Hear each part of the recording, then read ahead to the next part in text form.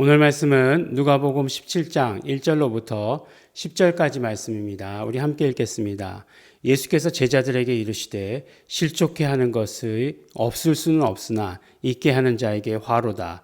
저가 이 작은 자 중에 하나를 실족해 할진대 차라리 연자맷돌을 그 목에 메우고 바다에 던지우는 것이 나으리라.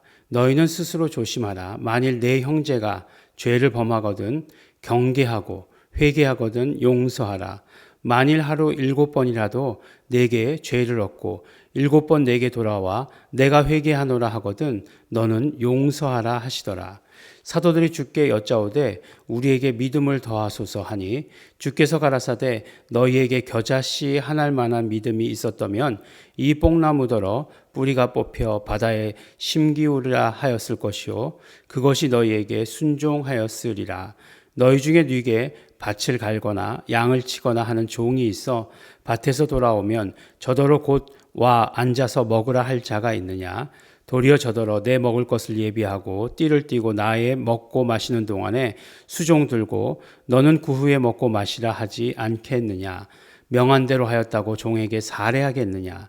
이와 같이 너희도 명령 받은 것을 다 행한 후에 이르기를 우리는 무익한 종이라 우리의 하여야 할 것을 할 일을 한 것뿐이라 할지니라. 아멘. 네, 오늘 말씀을 보니까 이제 짧은 말씀이죠. 10절밖에 되지 않는 말씀인데 네 가지의 주제로 말씀을 하신 것들을 보게 됩니다.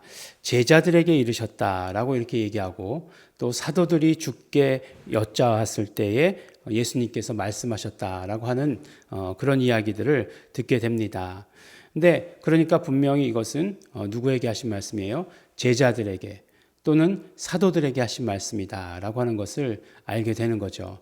근데 이제 누가가 제자라고 한 사람과 사도라고 한 사람의 구별이 있죠. 네, 분명히 여기에서 어떤 구별이 있는 것으로 보여져요. 왜냐하면 그 전도 여행을 보낼 때 72명을 예수님의 제자다라고 이렇게 얘기합니다.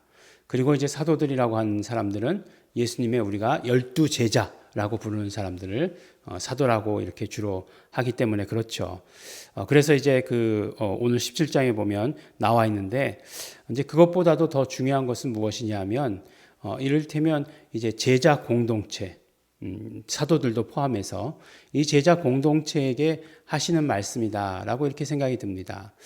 그럼 제자 공동체에게 말씀하셨다라고 하는 것은 또 어떤 의미일까? 그렇죠. 이것은 예수님께서 교회에 하시는 말씀이다라고 이렇게 생각되어집니다. 근데 왜 사도들에게 하시는 말씀을 제자들에게 하시는 말씀을 교회에 하시는 말씀이라고 얘기하느냐? 네. 예수님 당시에는 교회가 하나도 없었어요. 네. 예수님 당시에는 교회가 하나도 없었습니다. 그러나 이제 사도들이 그리고 제자들이 나아가서 교회를 세웠죠. 공동체를 이룬 거죠. 예수 믿는 공동체를 이룬 것. 그것이 바로 교회입니다. 뭐 건물이 아니다. 뭐 이런 것을 떠나서 그 예수 믿는 사람들의 공동체다라고 이렇게 말씀을 하시는 것이죠.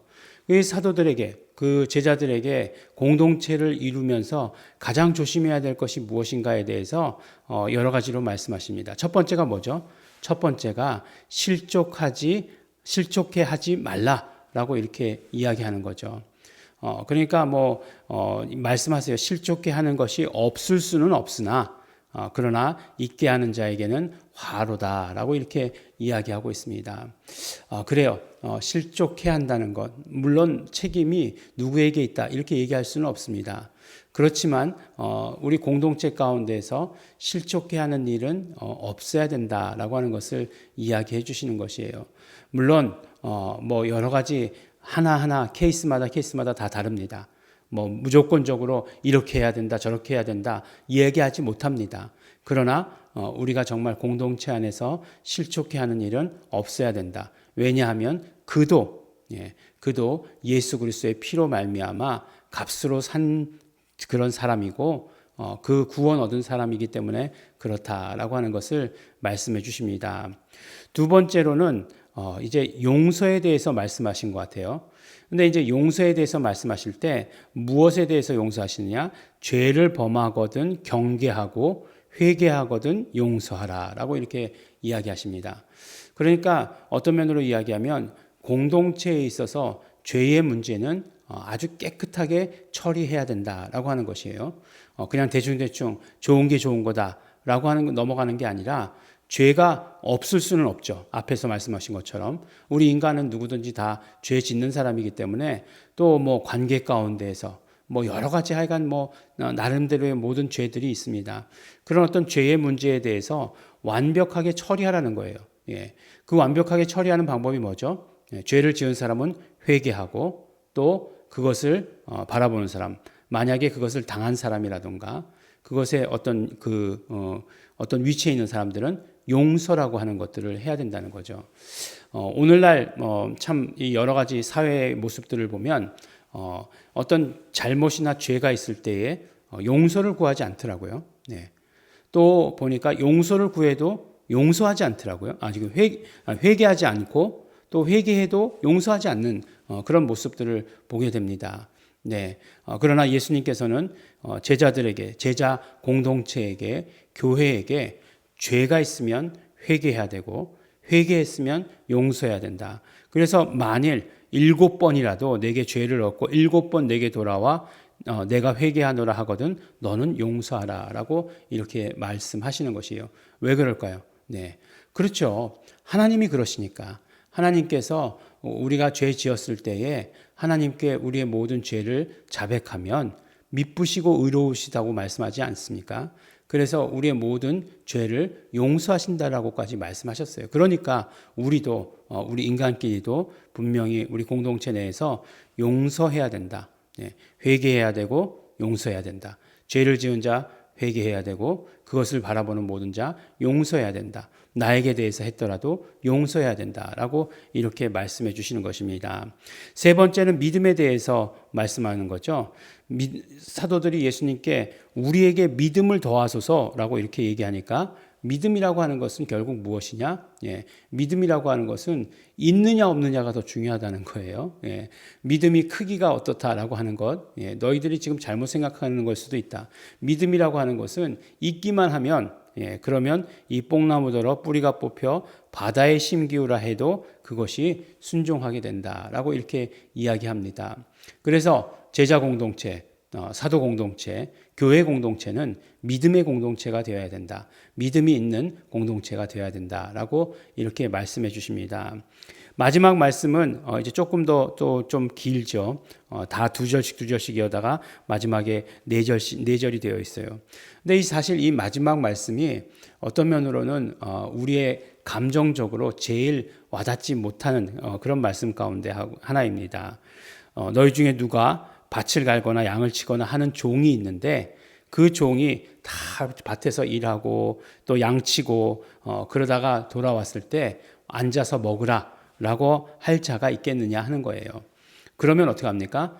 바로 이제 뭐 오후에 저녁 때가 되어서 돌아오겠죠. 일하고 돌아왔으니까 도리어 내 먹을 것을 예비하고 띠를 띠고 나의 먹고 마시는 것을 수종 들어라라고 이렇게 이야기하지 않겠느냐라고 이렇게 얘기하는 거예요. 뭐 나는 그렇지 않겠습니다라고 이야기할지 모르겠지만 그 당시에 종이 그랬다는 거죠. 그러면 명한대로 했다고 그랬다고 해서 또 사례도 하느냐? 그렇지 않다는 거예요. 이와 같이 너희도 명령받은 것을 다 행한 후에 이르기를 우리는 무익한 종이라 우리의 해야 할 것을 한 것뿐이다 라고 말해야 된다라고 하는 것이에요.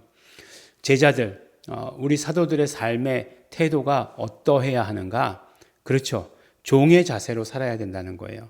종의 애티튜드로 살아야 된다라고 말씀해 주시는 것이에요. 그 종의 자세를 가지고 있어야 된다라고 말씀하시는 거예요.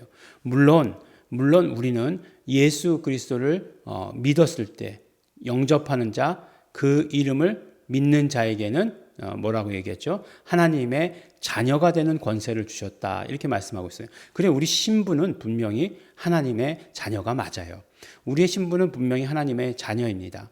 그런데 우리에게 하나님 자녀로서 주어진 사명이 있어요. 근데 그 사명을 감당할 때는 어떤 모습이어야 되는가? 그렇죠. 우리가 종의 모습을 가지고 사명을 감당해야 된다라고 이렇게 말씀해 주십니다. 이것은 무슨 말씀일까요? 그렇죠. 우리 제자들에게 있어서 사명이라고 하는 것, 그 사명을 감당하는 것 너무나 중요하고 그것은 우리의 태도에 달려 있다라고 하는 것을 말씀해 주시는 거죠. 우리의 태도가 정말 복음을 있어서 복음을 만나고 복음을 전하고 복음을 말하고 하는 것에 있어서의 태도가 주인 옆에 앉아 있는 아들의 모습과 같아서는 안 된다라고 하는 것을 말씀해 주시는 것이에요. 분명히 신분은 우리가 아들이 맞지만 그래서 우리에게 모든 능력과 권세와 우리 모든 것들을 다 주셨지만 그 다음에 우리가 사명에 있어서의 애티튜드는 종과 같아야 된다라고 하는 것을 우리에게 말씀해 주십니다. 여러분, 우리 교회가 어떠해야 되는지에 대해서 항상 예수님께서는 말씀해 주시죠. 우리 공동체가, 우리 정말 예수 믿는 사람들의 공동체가 어떠해야 되는지에 대해서도 늘 우리에게 말씀해 주십니다. 우리 공동체가 예수님께서 말씀해 주신 대로의 공동체가 되기를 원합니다. 그래서 실족하는 자 없게 되고 또 죄에 대해서 회개에 대해서 용서에 대해서 완전히 마무리 짓는 그리고 믿음이 있는 공동체가 되기를 원하고 그 다음에 우리 모든 정말 성도들의 애티튜드가 종의 모습으로 신분은 그러나 아들이라는 것을 자녀라고 하는 것을 언제나 잊지 마시고 언제나 정말 종의 그 모습 가지고 섬기시는 우리 성도 여러분 되시기를 예수 이름으로 축원합니다. 기도하겠습니다. 하나님 아버지 감사합니다. 오늘 우리 말씀을 통해서 우리 제자들이 어떻게 살아야 되는지의 말씀을 들었습니다. 하나님 아버지, 그러므로 정말 우리가 사명 가진 제자로서의 삶을 온전히 살아갈 수 있도록 하여 주시옵소서. 나보다 남을 낮게 여기게 하여 주시옵시고 온전히 섬기는 그런 자세가 될 수 있도록 아버지 축복하여 주시옵소서. 감사드립니다. 예수님 이름으로 기도드렸습니다. 아멘. 그러므로 이 시간에 기도하실 때 이 모든 제자의 삶, 우리 성도의 삶은 정말 성령님으로만 인도받을 때에 성령님에 의해서만 이렇게 이루어지는 것 우리 너무 잘 알고 있습니다. 우리가 다른 사람들을 실족하게 하지 않도록 언제나 성령 충만케 하여 주시옵소서. 생명의 말만 할 수 있도록 되기를 원합니다. 언제나 죄에 대해서 민감한 자 되게 하여 주시옵소서. 우리가 언제나 믿음 더하게 하여 주시옵소서. 우리의 모든 모습이 언제나 정말 종의 모습 가질 수 있도록 성령님 도와주시고 축복하여 주시옵소서. 다 같이 통성으로 기도하시겠습니다.